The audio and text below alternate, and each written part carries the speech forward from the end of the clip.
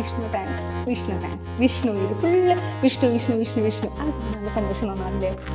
Vishnu fans മാത്രമൊന്നുമില്ല, Jishnu fans ഉണ്ട്. ഇവര് ഭയങ്കര ഈഗോട്ടാ. നമ്മളെ ഫെയിമിലല്ല കാര്യം, കഴിവിലാണ് കാര്യം. അപ്പൊ ഇവനൊരു കഴിവില്ലാത്ത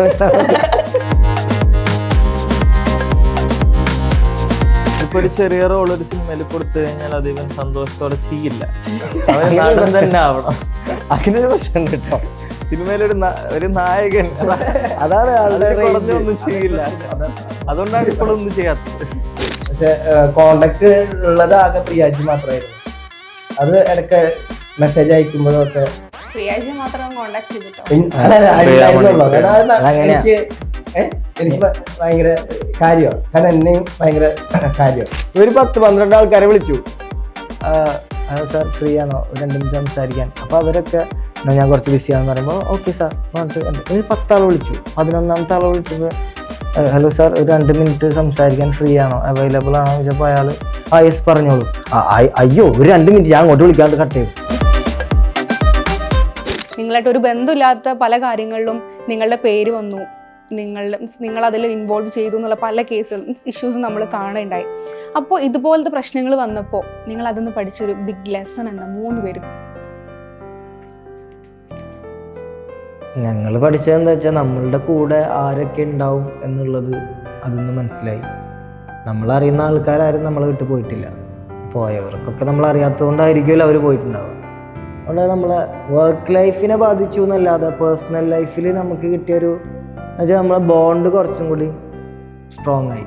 ഞങ്ങളാണെങ്കിലും നമ്മളെ കൂടുതൽ ആൾക്കാരും തമ്മിൽ ബോണ്ട് കുറച്ചുകൂടി സ്ട്രോങ് ആയി. കാരണം ഒരു പ്രശ്നങ്ങളിൽ നമ്മളുടെ കൂടെ നിൽക്കുന്ന ആൾക്കാരായിരിക്കും ലൈഫ് ലോങ് നമ്മളെ കൂടെ ഉണ്ടാവുക. വെറും നമ്മളെ കയ്യിൽ കുറേ ഫെയിമും അല്ലെങ്കിൽ കുറേ പൈസ അല്ലെങ്കിൽ കുറേ സന്തോഷ സമയത്ത് കൂടെ ഉണ്ടായിട്ട് നമ്മൾ ആ തളരുന്ന സമയത്ത് ആൾക്കാർ കൂടെ കാണും. ആ സമയത്ത് കുറേ ആൾക്കാർ കൂടെ ഉണ്ടായിരുന്നു. അതുകൊണ്ട് തന്നെ നമ്മൾ പിടിച്ചു നിൽക്കണം.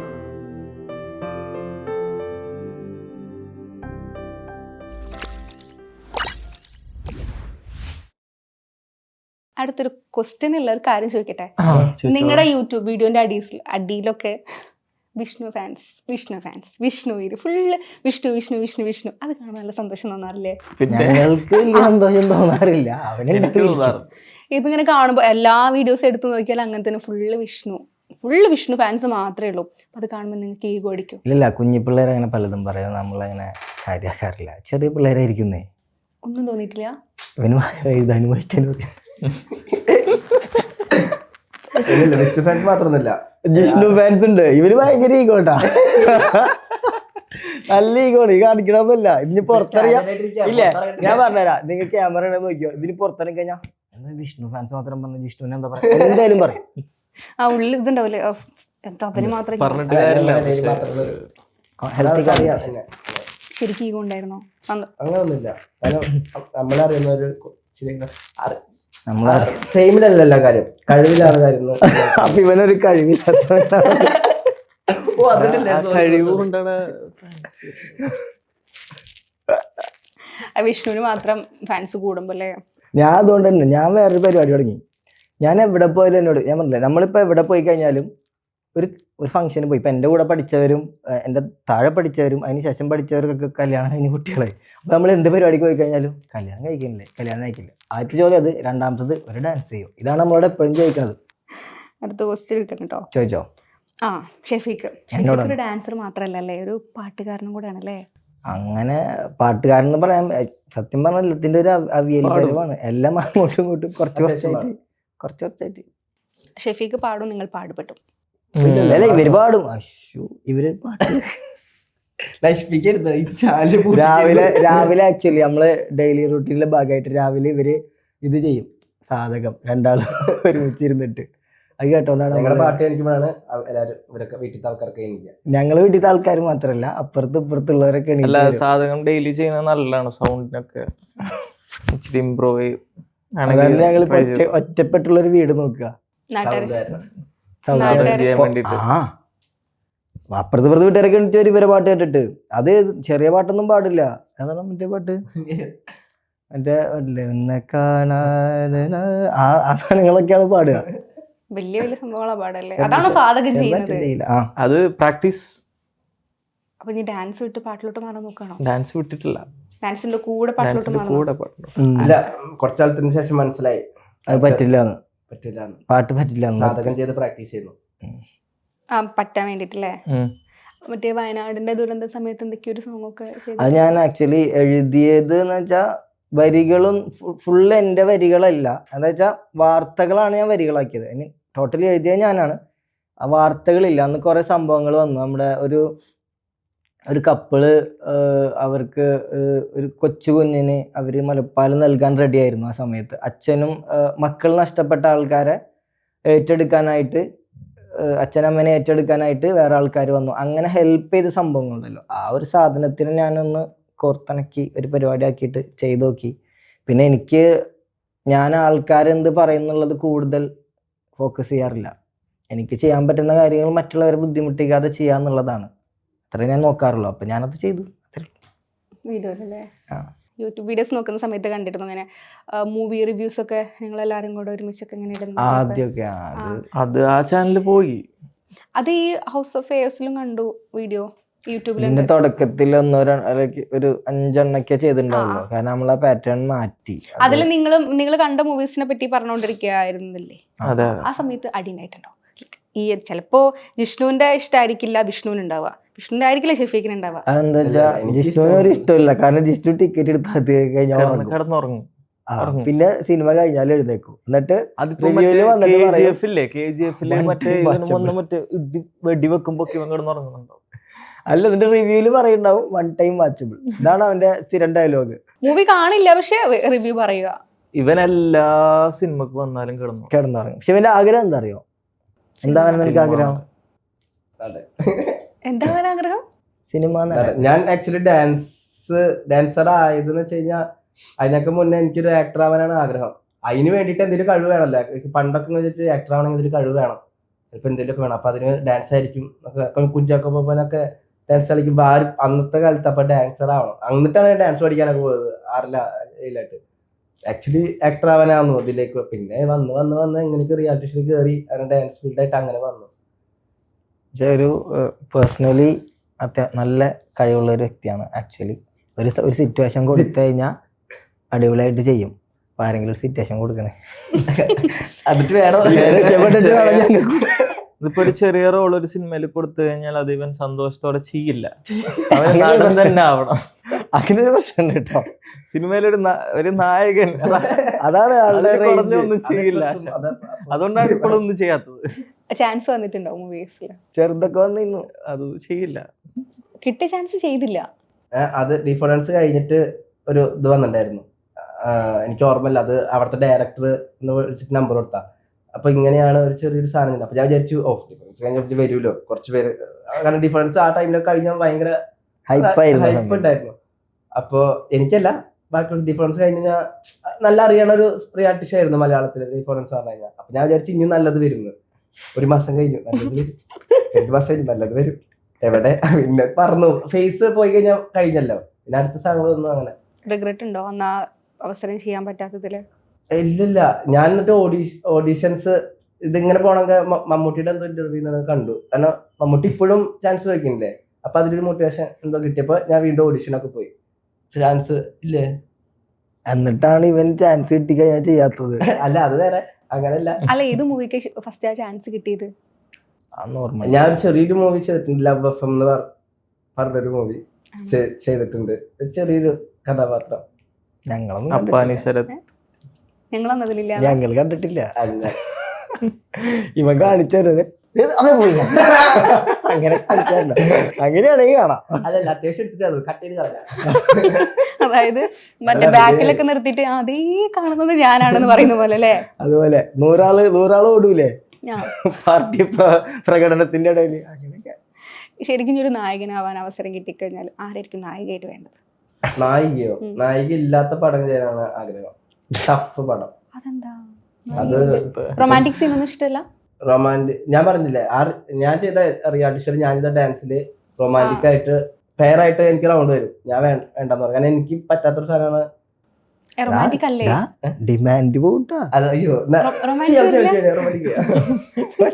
ഇപ്പൊ മൂവി ചാൻസ് കിട്ടി, അപ്പോ അതിന്റെ ഡയറക്ടേഴ്സും അല്ലെങ്കിൽ ഡയറക്ടറും പ്രൊഡ്യൂസറും ഇവന് ഒക്കെ പറ്റുന്ന ഒരു നടീനെ പറഞ്ഞേ മലയാള സിനിമയിൽ ഇപ്പൊ. നിനക്ക് വന്നിരിക്കുന്നു.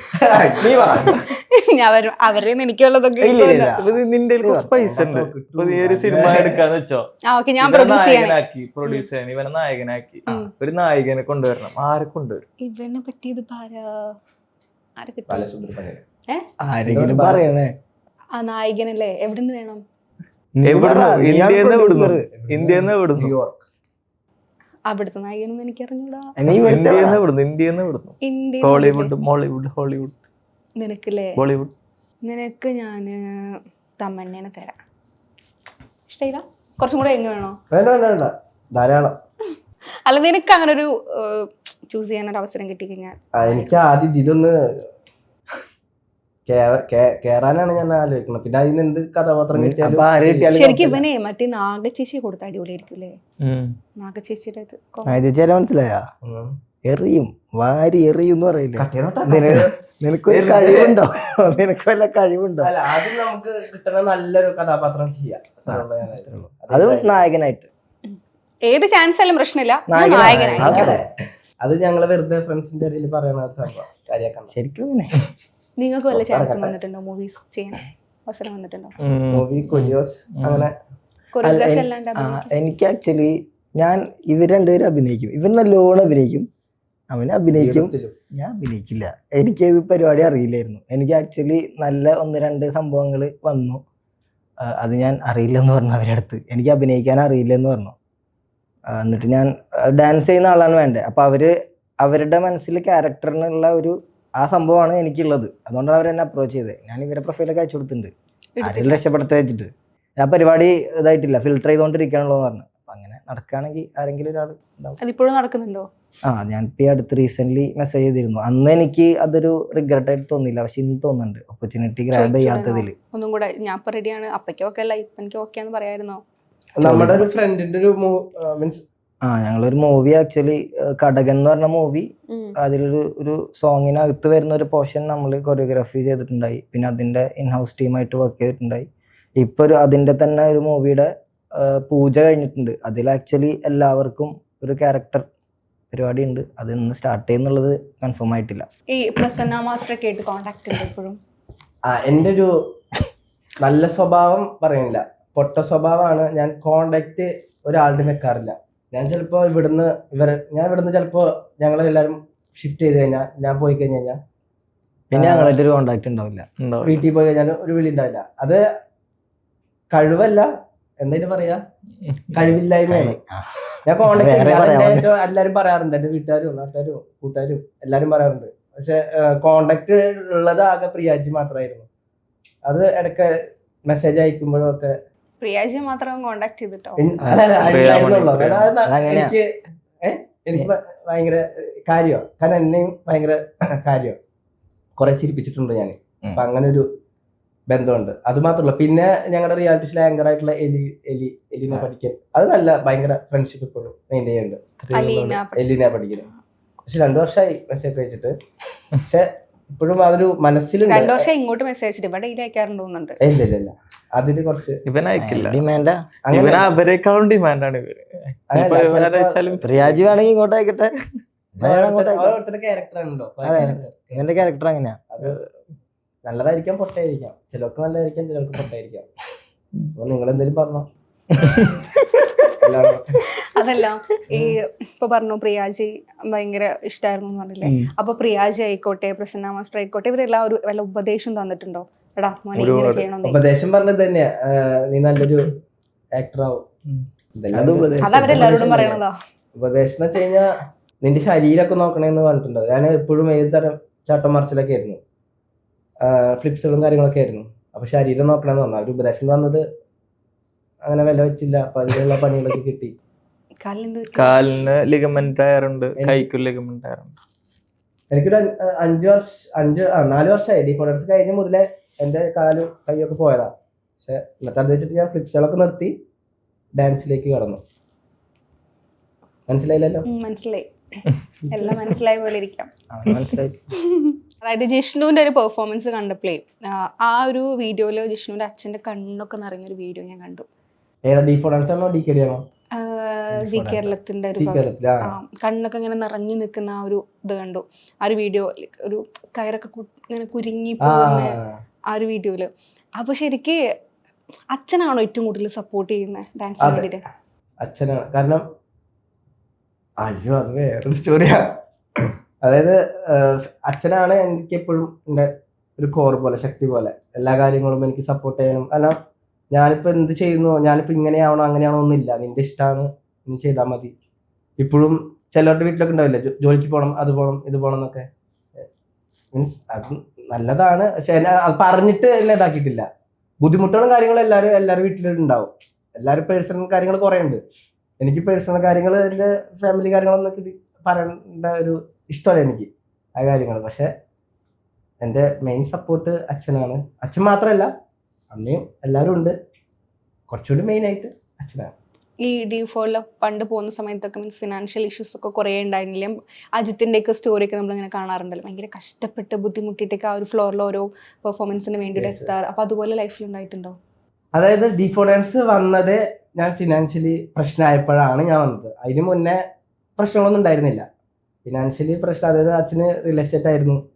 പിന്നെ പൈസയുടെ എന്തോ ഒരു പ്രശ്നങ്ങൾ കാര്യങ്ങളൊന്നും വന്നിട്ടുണ്ടായിരുന്നില്ല. മോദിജിയുടെ ഒരു പറയാൻ പറ്റില്ല, എന്തൊരു പ്രശ്നങ്ങൾ, അതിൽ ബിസിനസിന്റെ എല്ലാതും പോയി. അച്ഛൻ പിന്നെ കുറച്ച് സത്യസന്ധത കൂടുതലാണ്. എക്സ്ട്രീം. അത് പാവങ്ങളെ സഹായിക്കാന്ന് പറഞ്ഞാൽ വാരിക്കോരി സഹായിക്കുന്ന ഫാമിലിയിൽ എങ്ങനെയാ സപ്പോർട്ട് ഈ ഡാൻസിനെ? സപ്പോർട്ടാണ്. നമ്മുടെയൊക്കെ ഫാമിലിയിൽ ഇങ്ങനെയുള്ള സപ്പോർട്ട് കൊണ്ടാണ് ഞങ്ങൾക്ക് ഇപ്പോഴും ഇങ്ങനെ ഇരിക്കുന്നത്. അവർക്ക് ഇഷ്ടമല്ലെങ്കിൽ എന്തായാലും നമ്മളെ വളർത്തി വലുതാക്കിയ ആൾക്കാരാണ്. അവരുടെ ഇഷ്ടം മാറ്റി വെച്ചിട്ട് കംപ്ലീറ്റ്ലി നമ്മുടെ തോന്നിയ പോലെ ജീവിക്കുന്ന ഒരു ജീവിത ശൈലിയല്ല ഞങ്ങളുടെ. അവർക്ക് ഇതിനൊക്കെ താല്പര്യമുള്ളത് കൊണ്ടാണ് ഞങ്ങളിപ്പോഴും ഇങ്ങനെ ഇതൊക്കെ ചെയ്തുകൊണ്ട് അടിച്ചു പൊളിച്ച് ജീവിച്ചു പോണത്. എൻ്റെ ഫാദർ ചെറുതിലേ മരിച്ചതാണ്. എനിക്കൊരു 4.5 വയസ്സുണ്ടാവും മരിച്ചതാണ്.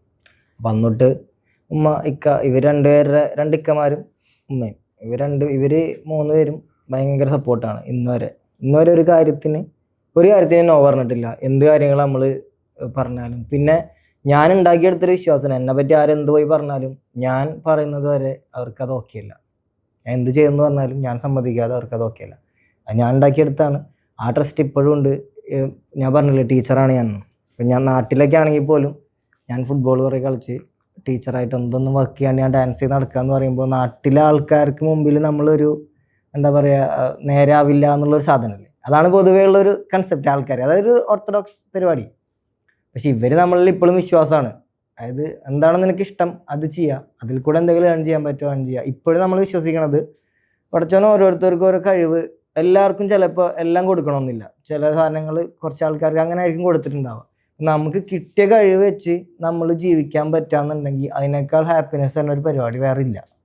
അത് ഫോളോ ചെയ്യാണ് ഞങ്ങളെല്ലാവരും. അല്ലാതെ ഇപ്പോൾ പൊതുവേ ഒരു ധാരണയുണ്ട്, ഇത് മൊത്തത്തിൽ ഞങ്ങൾക്ക് മുമ്പ് കേട്ടോണ്ടിരുന്നതാണ്. അപ്പോൾ നമ്മൾ ഡാൻസ് ചെയ്യുന്ന ആൾക്കാരായ കാരണം നമ്മുടെ ഡ്രസ്സിങ് സെൻസും അല്ലെങ്കിൽ ഇപ്പോൾ ഫാഷൻ സെൻസൊക്കെ കുറച്ച് ഡിഫറെൻ്റ് ആയിരിക്കും. ഇപ്പോൾ ഹെയർ കളർ ചെയ്യുക, അല്ലെങ്കിൽ ഭയങ്കര ഓവർ സൈസ് ആയിട്ട് ഇട്ടിട്ട് നടക്കുക. അപ്പോൾ ഇതിനൊക്കെ ആൾക്കാർ കാണുന്നത്, ഇങ്ങനെയൊക്കെ ചെയ്യുന്ന ആൾക്കാർക്ക് വേറൊരു കാറ്റഗറിയാണ്. പൊതുവെ ആൾക്കാർ കാണുന്നത് ഇങ്ങനത്തെ ആൾക്കാർ ഇങ്ങനെ ഒരു കാറ്റഗറി ആണെന്നാണ്. അതൊന്നുമല്ല, ഇത് ഇതിൻ്റെ ഭാഗമായിട്ട് നമ്മൾ ചെയ്യുന്നതാണ്. ഇപ്പോൾ വെൽ ഡ്രസ്ഡ് ആയിട്ട് ഇൻസേർട്ട് ചെയ്ത് നടക്കുന്ന ആൾ മാത്രമാണ് സമൂഹത്തിൽ മാന്യൻ എന്ന് പറയുന്നത്. അത് തെറ്റായൊരു സംവിധാനമാണ് അത്. ആക്ച്വലി ഞാൻ അത് രണ്ടിൽ കൂടെയും പോയിട്ടുണ്ട്. ഞാൻ അങ്ങനെ ഇൻസേർട്ട് ചെയ്ത് സ്കൂളിൽ ടീച്ചറായിട്ടും വർക്ക് ചെയ്തിട്ടുണ്ട്, ഇങ്ങനെ ഓവർ സൈസ് ഇട്ട് പുറത്തുനിന്ന് നടന്നിട്ടുണ്ട്. അപ്പോൾ രണ്ടിന് കിട്ടുന്ന ഇത് വേറെയാണ്, ആൾക്കാരുടെ അടുത്ത് നിന്ന് കിട്ടുന്ന സംഭവങ്ങൾ. നമ്മൾ നമ്മുടെ ഫാമിലീനെ എല്ലാവർക്കും സപ്പോർട്ട് ഉണ്ട്. അങ്ങനത്തെ ഒരു പ്രശ്നങ്ങളും നമുക്ക് ഇതുവരെ ഇല്ല. ഡ്രസ്സിങ് പറയുമ്പോഴാണ് ഡ്രസ്സിങ് ചോദിക്കണം വിചാരിച്ചു. ലൈക്ക് നിങ്ങളെ ഡ്രസ്സിങ് ഒക്കെ ഭയങ്കര രസമൊക്കെയാണ് നിങ്ങളെല്ലാവരും ഇടുന്നത്. ഒരു K-pop സ്റ്റൈലില് ഒരു എന്താ പറയുക, ആക്ച്വലി ഒരു ഹിപ്പ് ഹോപ്പ് ഒരു കൾച്ചറാണ്. നമ്മളിത് മുന്നേ ഡാൻസ് ചെയ്യുന്നതുകൊണ്ട് ഒരു കംഫർട്ടുള്ളൊരു ഡ്രസ്സുകൾ ചൂസ് ചെയ്ത് തുടങ്ങിയതാണ് മുന്നേ മുതൽ. കുറേ വർഷം മുന്നേ യൂസ് ചെയ്യുന്നതാണ് ഞങ്ങളിങ്ങനെ കുറച്ച് ഓവർ സൈസ്ഡ് ആയിട്ടുള്ള ടീഷർട്ടുകളും ഓവർ ബാഗ് ആയിട്ടുള്ള പാൻറ്റുകളൊക്കെ കുറേ വർഷം മുന്നേ. എന്ന് വെച്ചാൽ നമ്മൾ ഞങ്ങൾ ഈ കാണുന്ന വീഡിയോസും കാര്യങ്ങളൊക്കെ ഡാൻസ് ആയാലും എല്ലാം സ്റ്റെപ്പ് അപ്പ് അങ്ങനെ ഓരോ പഴയ ഈ പുറത്തത്തെ സിനിമകളും പുറത്തത്തെ റിയാലിറ്റി ഷോയിലൊക്കെയാണ് നമ്മൾ ആദ്യം കാണുന്നത്. അപ്പം അതിലൊക്കെ അവരിടുന്നതും എല്ലാം ഇങ്ങനത്തെയാണ്. നമ്മുടെ നാട്ടിൽ അതിന്റെ അവൈലബിലിറ്റി ഭയങ്കര കുറവായിരുന്നു ഒരു ടൈമിൽ. അപ്പൊ നമ്മുടെ വീട്ടുകാരുടെ മൂത്ത ആൾക്കാരുടെ അച്ഛൻ്റെയും അങ്ങനെ അങ്ങനെ ഓരോരുത്തരുടെ ഷർട്ടും അതൊക്കെ ആയിരുന്നു ആദ്യമൊക്കെ യൂസ് ചെയ്തുകൊണ്ടിരുന്നത്. പിന്നെ പിന്നെ നമുക്ക് ഭയങ്കര അവൈലബിലിറ്റി കൂടി, നമ്മുടെ നാട്ടിലും ഇങ്ങനത്തെ ഡ്രസ്സുകളുടെ ഒക്കെ അവൈലബിലിറ്റി കൂടി. പിന്നെ അത് അങ്ങനെ യൂസ് ചെയ്ത് വരുന്നു മാത്രമാണ്. ശരിക്കും നിങ്ങളുടെ ഇപ്പോൾ ഇത് സ്റ്റൈൽ ചെയ്യുന്നതാരാ? നിങ്ങൾ ഓരോ പ്രോഗ്രാമിന് പോകുമ്പോൾ നിങ്ങളായിട്ട് സ്വയം സ്റ്റൈൽ നമ്മൾ ചെയ്യുന്നു? തന്നെയാണ്. നമ്മൾ തന്നെയാണ്. അവനാൻ്റെ ഇട്ടിട്ട് അങ്ങോട്ടും ഇങ്ങോട്ടും വന്നിട്ട് ചോദിക്കും. പിന്നെ ഇത് രണ്ടാമത്തെ ഞങ്ങൾ ഏറ്റവും കൂടുതൽ സ്റ്റൈലിസ്റ്റ് ആയിട്ടുള്ള ആള് ജിഷ്ണുവാണ്. ഇഷ്ടമാണ് എല്ലാവരോടും പറയാ, എടാ ഇതിട്ടോ, ഇത് ഞാൻ ഇപ്പോൾ അല്ല. പർച്ചേസിങ്ങിനൊക്കെ പോകുമ്പോൾ അവന് ഇഷ്ടമുള്ളത് ഇട്ടിട്ട് വരും, എന്നിട്ട് നമ്മളോട് ചോദിക്കും, അപ്പൊ നമ്മളത് മാറ്റിക്കും. അതാണ് അത് വേണ്ടാന്ന് പറയുന്നത്. Style sense. അതാണ്. അതന്നെ ഇട്ടിട്ട് വരും. എവിടെ നിന്ന് പൊതുവെ നിങ്ങൾ ഇങ്ങനെ പർച്ചേസ് ചെയ്യാറ്? ഇവിടെ തന്നെയാണോ, കൊച്ചിയിൽ തന്നെയാണോ? കൃത്യമായ എല്ലാവരും അങ്ങനെ ചെയ്യണം. സ്ഥലങ്ങളൊന്നുമില്ല. നമ്മൾ ആക്ച്വലി നല്ലത് കണ്ടു കഴിഞ്ഞാൽ എടുക്കുക എന്നുള്ളൊരു പരിപാടിയാണ്. അങ്ങനെ ഇന്ന സ്ഥലത്ത് നിന്ന് മാത്രം എടുക്കുക. അത് എവിടുന്നായാലും നല്ലതാണെങ്കിൽ നമുക്ക് അല്ല. കംഫർട്ട് ആയിട്ടുള്ളത് എടുക്കുക. ഫാൻസിനോട് പറയാ ഇന്ന സ്ഥലത്തുണ്ട്, നിങ്ങളത് വേണമെങ്കിൽ എടുത്തോന്ന് അല്ല, ഇപ്പൊ പറയാൻ കറന്റ്ലി ഞങ്ങളൊരു സ്റ്റോർ പ്രൊമോട്ട് ചെയ്യുന്നില്ല. ചെയ്യുന്നില്ല. ചെയ്തിരുന്നു. പിന്നെ മാത്രമല്ല, നമ്മൾ പെർഫോം ചെയ്യുന്ന സമയത്ത് നമ്മൾ ഏറ്റവും കൂടുതൽ റീച്ച് പോകുന്ന വീഡിയോസ് ഒക്കെ പെർഫോമൻസ് ആയിരിക്കും. ലൈവായിട്ട് ചെയ്യുന്ന സാധനങ്ങളായിരിക്കും കൂടുതൽ റീച്ച് പോണത്. അപ്പോൾ ആ സമയത്ത് നമ്മൾ യൂസ് ചെയ്യുന്ന ഔട്ട്ഫിറ്റിന് കുറേ എൻക്വയറീസ് വരാറുണ്ട്, ഇത് എവിടെ നിന്നാണ് എടുക്കുന്നത് അങ്ങനെ. അപ്പോൾ ആ സമയത്തൊക്കെ നമ്മൾ പ്രൊമോട്ട് ചെയ്തിരുന്നു. പെർഫോം ചെയ്യുമ്പോൾ അങ്ങനത്തെ സാധനങ്ങൾ എടുത്തിട്ട് ആൾക്കാർ അവർക്കൊരു ബിസിനസ് എന്നുള്ള രീതിയിൽ. ഇപ്പൊ നമ്മൾ അങ്ങനെ ഒന്നും ചെയ്യണില്ല. ഒരു പ്രൊമോഷൻ വർക്കും ചെയ്യുന്നില്ല ഇപ്പോ? പ്രൊമോഷൻ മീൻസ് ഞങ്ങൾ ലൈവ് ഷോസ് ചെയ്യാറുണ്ടായിരുന്നു കോളേജസിലും വേറെ ഇവന്റ്സിലും കാര്യങ്ങളും ലൈവായിട്ട് ഞങ്ങൾ പെർഫോം ചെയ്യാൻ പോകാറുണ്ടായിരുന്നു. അതാണല്ലേ കുറച്ചുകൂടെ ഞങ്ങൾക്ക് ഞങ്ങളുടെ ഒരു കാറ്റഗറിയിൽ ഞങ്ങൾക്ക് ഇഷ്ടപ്പെട്ട് ചെയ്തുകൊണ്ടിരുന്ന സംഭവം. കോളേജസിലായാലും ഓരോ സ്ഥലങ്ങളിലായാലും ലൈവ് പെർഫോമൻസ് ചെയ്യും. അപ്പോൾ ഞങ്ങൾ ഇതുപോലെ ബ്രാൻഡ്സായിട്ട് കൊളാബറേറ്റ് ചെയ്യും. ബ്രാൻഡ്സിന്റെ ഡ്രസ്സുകൾ നമ്മൾ ഇട്ടിട്ട് അതുപോലെ അതിന് ഒരു കൊളാബ് കൊടുക്കുന്ന പോലെ ചെയ്യാറ്. ഡ്രസ്സിന്റെ അല്ലേ? ഇപ്പോ നിങ്ങളുടെ ഇൻസ്റ്റയിലും കണ്ടു ഡെക്കാത്ലോണിന്റെ ആഡ് ഒക്കെ ചെയ്തേ, അപ്പൊ അതുപോലത്തെ ആഡ്സ് ഒക്കെ എപ്പോഴും ചെയ്യുന്നുണ്ട്. ഒരു ആഡ് ചെയ്യുമ്പോൾ നിങ്ങൾ വാങ്ങുന്ന ഒരു എമൗണ്ട് എത്രയാണ് നിങ്ങളുടെ? 1,50,000 എന്ന് പറഞ്ഞാൽ നീ വിശ്വസിക്കോ? വേണമെങ്കിൽ വിശ്വസിക്കണോ? വേണമെങ്കിൽ വിശ്വസിക്കാം.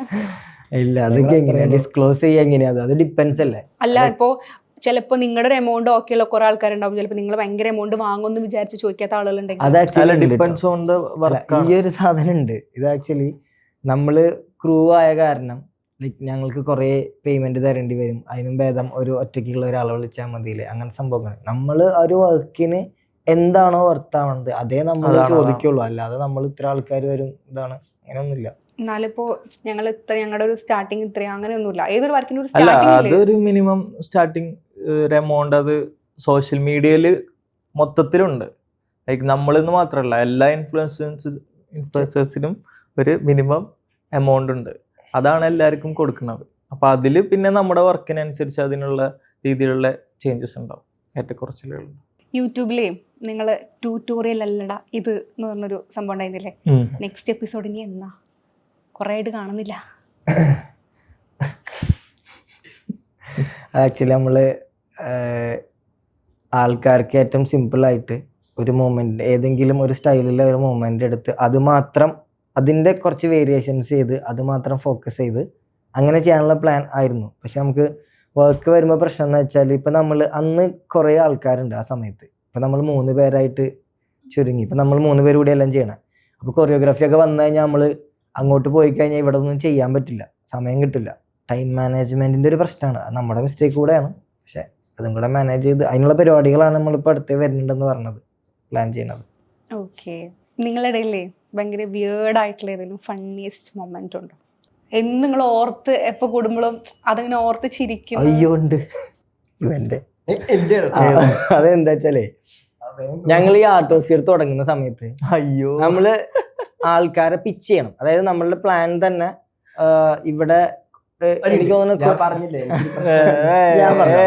കൊച്ചിയിൽ തന്നെ എനിക്ക് തോന്നുന്നു 80+ സ്റ്റുഡിയോസ് ഉണ്ട്. എറണാകുളം ജില്ലയിൽ 80+ സ്റ്റുഡിയോസ്, അതിലൊക്കെ കൂടുതലുണ്ടാവും. നമ്മൾ 80+ നമ്മൾ എടുത്തിട്ടുണ്ടായിരുന്നു. നമ്മളത് എടുത്ത് അപ്പോൾ അവർക്ക് നമ്മളെ ഫസ്റ്റ് പ്ലാൻ അങ്ങനെയായിരുന്നു. സ്റ്റുഡിയോസിലൊക്കെ പിച്ച് ചെയ്ത് അവിടെ ക്ലാസ്സസ് ഉണ്ടാക്കി അവിടെ ഏതെങ്കിലും ആർട്ടിസ്റ്റിനെ കൊണ്ടുവയ്ക്കുക, അവർ കൺസിസ്റ്റൻ്റ് ആയിട്ട് ഇൻകം കൊടുക്കുക. ഇതാണ് നമ്മുടെ പ്ലാൻ ആയിരുന്നത്. അപ്പോൾ ആ സമയത്ത് നമ്മളിങ്ങനെ ഓരോരുത്തരെ പിച്ച് ചെയ്യണം. അപ്പോൾ നമുക്ക് നമ്മൾ തന്നെയാണ്, നമ്മളൊരു 10-15 ആൾക്കാരുണ്ട്. അപ്പോൾ നമ്മൾ ഓരോരുത്തർ വിളിച്ച് ഇങ്ങനെ പിച്ച് ചെയ്യണം. അപ്പോൾ നമ്മുടെ ഓപ്പണിങ് ഇങ്ങനെയാണ്, ഹായ് സാർ, ഇപ്പോൾ ഗുഡ് മോർണിംഗ് ആണ്, ഗുഡ് മോർണിംഗ്, ഒരു 2 മിനിറ്റ് ഉണ്ടാവും സംസാരിക്കാൻ, ഫ്രീ ആണോ, ചോദിക്കുന്ന സാധനം. അപ്പോൾ എല്ലാവരും വിളിക്കുന്നുണ്ട് കേട്ടോ. അപ്പോൾ ഇവൻ പൊതുവെ ഇങ്ങനെ വിളിച്ചു കഴിഞ്ഞാൽ ഫ്ലിപ്പ് ആവും ആള്. ആ കേൾക്കുന്ന ആൾക്കാർക്കൊന്നും മനസ്സിലാവില്ല, അങ്ങനത്തെ രീതിയിലാവും ഇപ്പോൾ സംസാരിച്ചു കഴിഞ്ഞാല്. അപ്പോൾ ഇവൻ വിളിച്ചിട്ട് ഇവര് 10-12 ആൾക്കാരെ വിളിച്ചു. ഹലോ സാർ ഫ്രീ ആണോ, ഒരു 2 മിനിറ്റ് സംസാരിക്കാൻ? അപ്പോൾ അവരൊക്കെ ഞാൻ കുറച്ച് ബിസിയാണെന്ന് പറയുമ്പോൾ ഓക്കെ സാർ എന്ന് പറഞ്ഞിട്ട് ഇവർ 10 ആളെ വിളിച്ചു. 11ാമത്തെ ആളെ വിളിച്ചപ്പോൾ ഹലോ സാർ ഒരു 2 മിനിറ്റ് സംസാരിക്കാൻ ഫ്രീ ആണോ, അവൈലബിൾ ആണോ എന്ന് ചോദിച്ചപ്പോൾ അയാൾ യെസ് പറഞ്ഞോളൂ. അയ്യോ ഒരു 2 മിനിറ്റ്, ഞാൻ അങ്ങോട്ട് വിളിക്കാണ്ട് കട്ട് ചെയ്തു.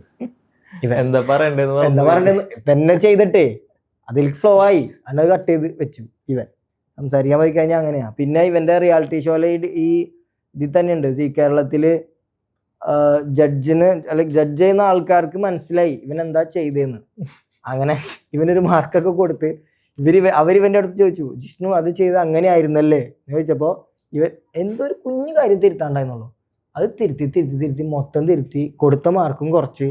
അതായത് സംസാരിച്ച ഞാൻ പുറത്ത് നിൽക്കുന്ന ആള് കൺഫ്യൂസ്ഡ് ആയി പോകും. ഓൾറെഡി മാർക്ക് തരും, മാർക്ക് അല്ല ജഡ്ജ്മെന്റിൽ നടന്ന മാർക്ക് കൊടുത്തതിന് ശേഷം അവര് പറയാണ്, അതിന്റെ ഒപ്പം തന്നെ അവർ ഇങ്ങനെ ചോദിക്കില്ല ഇങ്ങനെ ആയിരുന്നില്ലേ സംഭവം എന്ന് ചോദിച്ച സമയത്ത് ഇവൻ ജസ്റ്റ് ഒന്ന് തിരുത്തിയതാ, ഉള്ള മാർക്ക് കൂടെ കുറച്ചു. മനസ്സിലാവില്ല, സ്വാഭാവികം. കുട്ടിത്തങ്ങള്. വിഷ്ണു, സാനിയ, അയ്യപ്പൻ, ഋഷിയുടെ കൂടെ ഒക്കെ കൊറിയോഗ്രാഫ്, അതൊരു ആഡ് കൊറിയോഗ്രാഫ് ചെയ്താണ്. പൊതുവെ സാനിയക്കൊക്കെ ഭയങ്കര ജാട ആറ്റിറ്റ്യൂഡാന്നൊക്കെ കേട്ടിട്ടുണ്ട്. എങ്ങനെയുണ്ടായിരുന്നു അവരുടെ കൂടെ എക്സ്പീരിയൻസ്? ഇല്ല, ലൈക്ക് നമ്മൾക്ക് അത് ജാടല്ല, നമുക്ക് ഓരോരുത്തർക്കും ഓരോ മെന്റാലിറ്റിയിലായിരിക്കുമല്ലോ ഓരോരുത്തരുണ്ടാവുക. അപ്പം അവര് വന്നത് വർക്കിനാണ്, ഞാൻ അവിടെ പോയത് വർക്കിനാണ്. എൻ്റെ വർക്ക് എന്ന് വെച്ചാൽ അന്ന് അവര് ഡാൻസ് പഠിപ്പിക്കുക, ആ ആഡിന് വേണ്ടി ഡാൻസ് പഠിപ്പിക്കുക. ഇവനുണ്ടായിരുന്നു, ഞങ്ങൾ രണ്ടുപേരുമാണ് കൊറിയോഗ്രാഫ് ചെയ്തത്. അപ്പം അതിന് വന്നതുകൊണ്ട് ഞങ്ങളുടെ അടുത്ത് എന്താ ജാടൊന്നും ഉണ്ടായിരുന്നില്ല എന്ന് തോന്നുന്നു. ഞാനും ജിഷ്ണു. സാനിയുടെ അല്ലല്ല ഞങ്ങൾ ഡിഫറൻസ് സമയത്ത് അവളും ഡിഫറൻസിലുണ്ടായിരുന്നല്ലോ. അപ്പൊ അവളെ വീട്ടിലേക്ക് പോയിട്ടുണ്ടായിരുന്നു, എന്തൊരു റൗണ്ടിന്റെ ഇതില് അവിടെ സ്റ്റേ ചെയ്യാനായിട്ട് പോയിട്ടുണ്ടായിരുന്നു. അപ്പൊ ഇപ്പൊ അതൊന്നും ഓർമ്മ ഉണ്ടല്ല, ആ കോലൊന്നല്ലല്ലോ ഇപ്പൊ. അപ്പൊ അന്ന് വന്നപ്പോ ചോദിച്ചു, നീ അന്ന് ഡാൻസ് റിയാലിറ്റി ഷോ ഉണ്ടാകുന്നില്ലെന്ന് വെച്ചപ്പോ ഞാൻ പറഞ്ഞു ഓക്കെ, അങ്ങനത്തെ പ്രശ്നമൊന്നുമില്ല.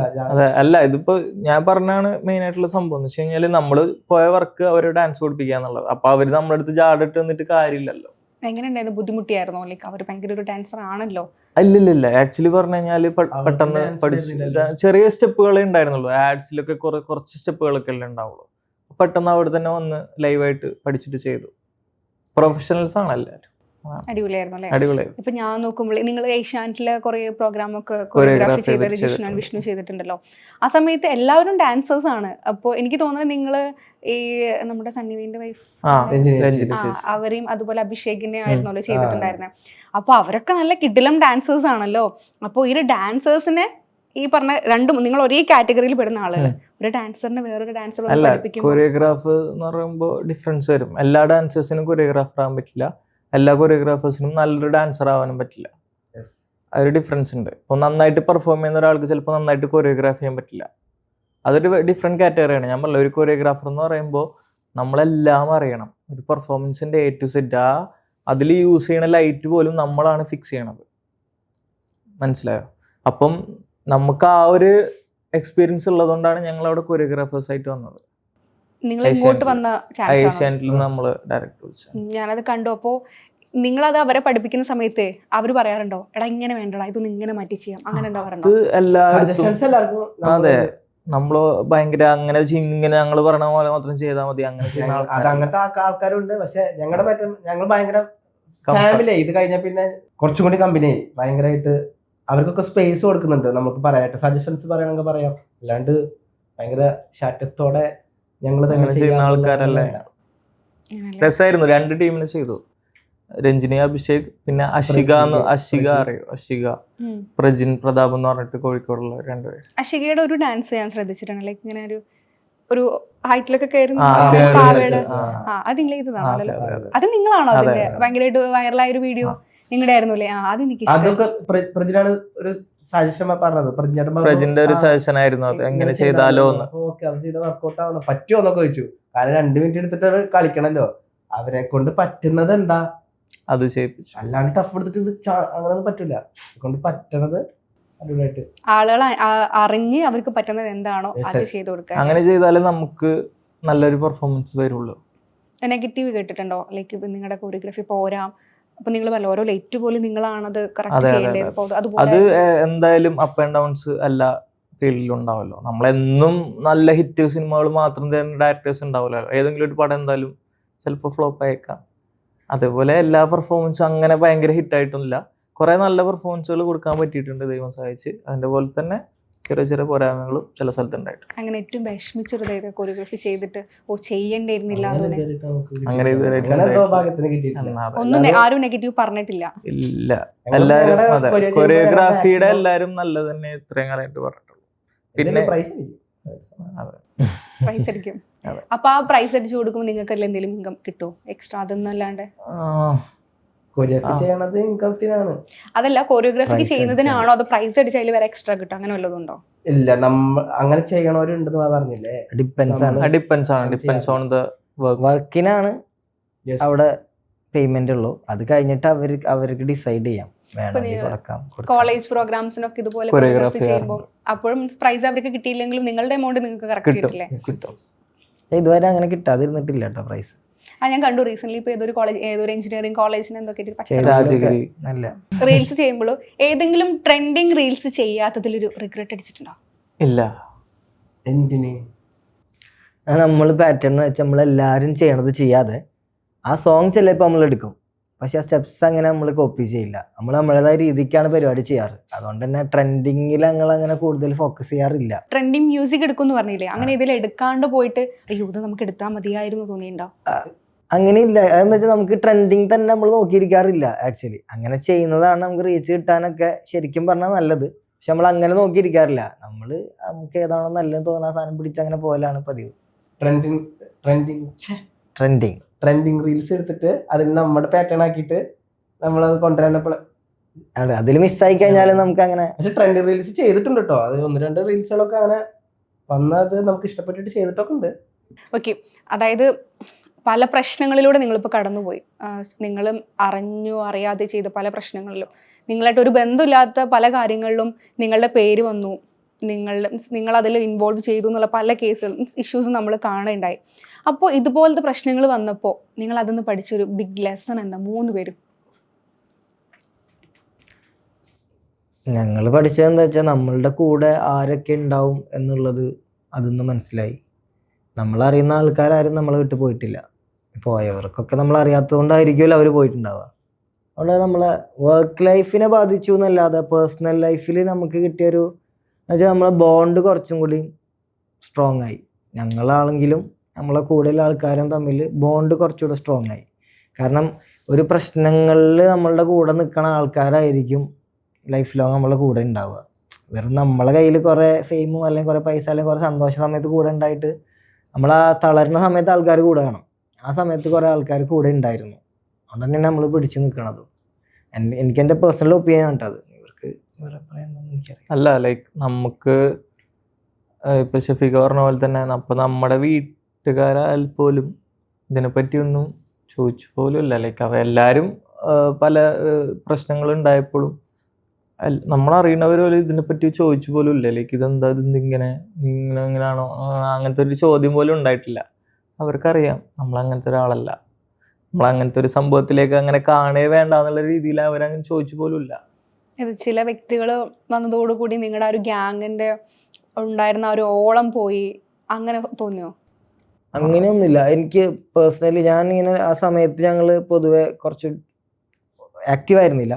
ഒരു ലൈവ് പോയ സമയത്തും ഉണ്ടായിരുന്നത് നമ്മൾ പൊതുവെ ഇപ്പോൾ ഏത് മീഡിയ ആണെങ്കിലും, ഇപ്പോൾ ഓൺലൈൻ ആണെങ്കിലും ഓഫ്ലൈൻ ആണെങ്കിലും നമ്മളുടെ ഒരു ആൾക്കാരുടെ ടേസ്റ്റ് എന്താണെന്ന് വെച്ചാൽ നമുക്ക് നെഗറ്റിവിറ്റി കിട്ടുമ്പോഴാണ് ആൾക്കാർ കൂടുതൽ അട്രാക്ട് ചെയ്യുക.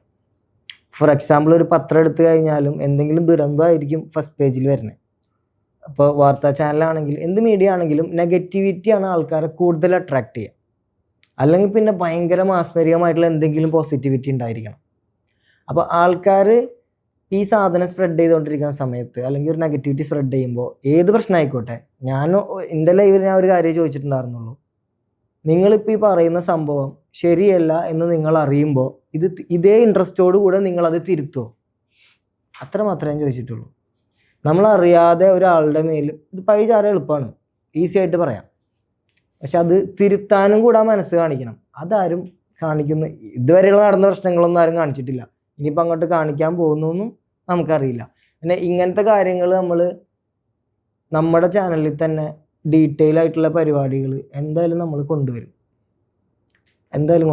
അത് നമ്മൾ ഡീറ്റെയിൽ ആയിട്ട് കൊടുക്കുക തന്നെ ചെയ്യും. ഞാനൊരു കമന്റ് കണ്ടു, അതായത് ഇങ്ങനെ സ്വാധീനമുള്ളത് കൊണ്ട് പലരും ഈസി ആയിട്ട് രക്ഷപ്പെട്ടു പോകുന്നു, സ്വാധീനം ഇല്ലാത്തവർ ഇപ്പോഴും ജയിലിൽ കിടക്കുന്നു എന്നുള്ളൊരു കമന്റ് ഞാൻ കണ്ടു. ആ ഒരു തോന്നൽ നിങ്ങൾക്കും വന്നിട്ടുണ്ടോ? ഞങ്ങൾക്കുള്ള പോസിറ്റീവായിട്ടാണോ ചോദ്യം, പോസിറ്റീവായിട്ട് നിങ്ങൾക്കും അങ്ങനെ തോന്നിയിട്ടുണ്ടോ? അതായത് ഈ ഒരു സൊസൈറ്റിയിൽ ഇപ്പോഴത്തെ കാലത്ത് സ്വാധീനം ഉണ്ടെങ്കിൽ എന്ത് ചെയ്താലും ഒരു പോരാ. ഇതിപ്പത്തല്ല, ഇത് പണ്ട് രാജഭരണം മുതൽ അങ്ങനെയാണല്ലോ. ഇപ്പൊ രാജാവ് ഒരാളെ കൊന്നു കഴിഞ്ഞാൽ ആരെങ്കിലും എന്തെങ്കിലും പറയോ? അതൊരു സിസ്റ്റം അങ്ങനെയാണ്, നമ്മുടെ ജീവിതം അങ്ങനെയാണ്. കാലങ്ങളായിട്ട് ഒരു സിനിമ ഇറങ്ങിയിട്ടില്ല, ഒരു തമിഴ് മൂവി, കോർട്ട് എന്നാണ് പേര്, എൻ്റെ ഓർമ്മ ശരിയാണെങ്കിൽ. ഒരു സിനിമ ഇറങ്ങിയിട്ടുണ്ട്, സെയിം സംഭവമാണ്. അതൊന്ന് കണ്ടാൽ മതി, ശരിയായിക്കോളും. ഓക്കെ, അപ്പോൾ നമുക്ക് ലാസ്റ്റ് ക്വസ്റ്റ്യൻ ചോദിക്കാം. എന്താണ് ഡർബി? ഡർബി അടുത്ത പ്രൊജക്ട്. അതായത് നിങ്ങൾ കോറിയോഗ്രാഫി ചെയ്യുന്ന പ്രൊജക്റ്റ് ആണോ അതോ നിങ്ങൾ പ്രൊഡ്യൂസ് ചെയ്യുന്നതാണോ, എന്താണ്? പ്രൊഡ്യൂസ് അല്ല, നമ്മൾ കൊറിയോഗ്രാഫി കൂടുതൽ നമ്മൾ അതിൽ ഫോക്കസ് ചെയ്യുന്നത് ആക്ടിങ് എന്നുള്ള പരിപാടിയാണ്. അപ്പം അതിലെല്ലാവർക്കും നിങ്ങൾക്കൊരു മെയിൻ റോൾ ഉണ്ട്. ശരിക്കും മെയിൻ കാസ്റ്റ് ആരാ അതില് മൂവിയില്? അതിനകത്തുള്ളത് ഇപ്പോൾ സാഗർ സൂര്യ, ജുനൈസ്, പിന്നെ ഫായിസ് ബിൻ റിഫായ് എന്ന് പറഞ്ഞിട്ട് നമ്മളുടെ കൂടെ തന്നെയുള്ള ആളാണ്, കടകൻ മൂവിയിലൊക്കെ ചെയ്ത ആളാണ്. പിന്നെ ഋഷി, മറ്റേ റാപ്പ് സോങ് ചെയ്യുന്ന, അല്ല ഋഷി അല്ല, ഋഷ് എന്ന് പറഞ്ഞിട്ട് ഇപ്പൊ BV എന്നൊക്കെ പറഞ്ഞിട്ട് സോങ് ഋഷി ഉണ്ട്. പിന്നെ അമീൻ എന്ന് പറഞ്ഞിട്ട് ഇപ്പോൾ ഡിറ്റക്റ്റീവ് ഉജ്ജ്വലനൊക്കെ ചെയ്ത റീൽസ് ഒക്കെ ചെയ്യാൻ നല്ല അത്യാവശ്യം പോപ്പുലർ ആയിട്ടുള്ള അമീൻ ഉണ്ട്. പിന്നെ സാഫ് ബോയിയുടെ അനിയൻ, അവരുണ്ട്. അത്യാവശ്യം കുഴപ്പമില്ലാത്ത കാസ്റ്റാണ്. അപ്പം നമുക്കിനി വീണ്ടും ശേഷം നിങ്ങളെ സ്ക്രീനിൽ കാണാം ഇൻഷാ അല്ലാ. നായകനാണോ അതില്? നായകനെ പോലെ അങ്ങനെ പറഞ്ഞ് വിശ്വസിപ്പിച്ചേക്കാണ്. പറ്റിച്ചോ? വേടന്റെ ഒരു ലുക്ക് ഉണ്ട് മൊത്തത്തില്, ആരെങ്കിലും പറഞ്ഞിട്ടുണ്ടോ വേടനെ പോലെ ഉണ്ടെന്ന്? 2-3 പേര് പറഞ്ഞിട്ടുണ്ട്. അത് എനിക്ക് തോന്നുന്നു, ഞാൻ ഈ ബ്ലാക്കൊക്കെ ഇട്ട് വേടനെ ഇങ്ങനെ അങ്ങനെ ഒരു ഔട്ട്ഫിറ്റിൽ കുറച്ച് കാലമായിട്ട് കാണുന്നുണ്ട് ആൾക്കാർ. അപ്പം ഞാനിങ്ങനെ ഈ ഒരു ഔട്ട്ഫിറ്റിൽ നടക്കുന്നുണ്ടായിരിക്കും ചില മുഖമൊക്കെ. അങ്ങനെ തോന്നുന്നുണ്ടോ നിങ്ങൾക്ക്? തോന്നുന്നുണ്ട്. എനിക്കറിയില്ല കേട്ടോ, ഇതുവരെ അങ്ങനെ കുറച്ച് 2-3 പേരൊക്കെ പറഞ്ഞിട്ടുണ്ട്. എന്താ ശരിക്കും ടാറ്റൂ കയ്യില്ലേ? ഇത് ആക്ച്വലി ഇതൊരു ആനിമെ ആണ്, നറൂട്ടോ എന്ന് പറയും. ആനിമെ കാണുന്നവർ കണ്ടിട്ടുണ്ടാവുമായിരിക്കും, നറൂട്ടോ എന്ന് പറഞ്ഞ ആനിമെ. അതിലുള്ള 2 ക്യാരക്ടേഴ്സാണ്. ആണല്ലേ? ഈ വേടനെ പോലെ പാട്ട് വല്ലതും പാടോ? ഡാൻസ് മാത്രമേ ഉള്ളൂ? വേടന്റെ കഴിവുള്ള കാര്യങ്ങൾ ചെയ്യുന്നു, ഞാൻ എൻ്റെ കഴിവുള്ള കാര്യങ്ങൾ ചെയ്യുന്നു. സന്തോഷമുണ്ടോ വേടനെ പോലെ ഉണ്ടെന്ന് പറഞ്ഞു കേൾക്കുമ്പോ? അതോ ഇല്ലെങ്കിൽ തന്റെ ഐഡന്റിറ്റി? എനിക്ക് അങ്ങനെ എൻ്റെ ഐഡന്റിറ്റി തന്നെ അറിയപ്പെടാനാണ്. എന്താണ് ഇനി നിങ്ങളുടെ ഫ്യൂച്ചർ പ്ലാന്? നമ്മൾ ഇതുവരെ കേരളത്തിൽ ആരും ചെയ്യാത്ത നമ്മൾ വിശ്വസിക്കുന്ന ഒരു പ്രൊജക്റ്റ് നമ്മൾ മനസ്സിലുണ്ട്, പ്ലാൻ ഉണ്ട്. അത് വെരി സൂൺ നമ്മൾ റിവീൽ ചെയ്യും. വെരി സൂൺ നമ്മളെ ചാനലിൽ കൂടെ തന്നെ നമ്മളത് പുറത്തുവിടുന്നതാണ്. കേരളത്തിൽ ആരും ഇതുവരെ ചെയ്യാത്തത്, അതും കേരളത്തിൽ. നിങ്ങൾ അറിഞ്ഞോ കേരളത്തിൽ ഇന്നേ വരെ ആരും ചെയ്യാത്തത്? കുറച്ച് നോക്കി, കേരളത്തിൽ മാത്രല്ല. അല്ല, ഞങ്ങളത് ആക്ച്വലി നോക്കിയപ്പോ അതങ്ങനെ ആരും ചെയ്ത കണ്ടിട്ടില്ല. ചിലപ്പോ ചെയ്തിട്ടുണ്ടാവില്ലേ? കത്തുവോ കേരളം? കത്തൊന്നുമില്ല, തുടങ്ങുന്നതിന് മുന്നേ അടയ്ക്കുന്നുണ്ട്. അപ്പൊ ഇത്രയും നേരം എൻ്റെ കൂടെ മൈൻഡ്സ്കേപ്പിൽ നിങ്ങൾക്ക് ഇരുന്നതിൽ എനിക്ക് വളരെയധികം നന്ദിയുണ്ട്. അപ്പൊ ഇനി നമ്മൾ ശേഷം സ്ക്രീനിൽ കാണും. അപ്പൊ ഇതുപോലെ തന്നെ അടുത്തൊരു ഇന്റർവ്യൂ ആയിട്ട് നമുക്ക് കാണാം. ബൈ. Thank you.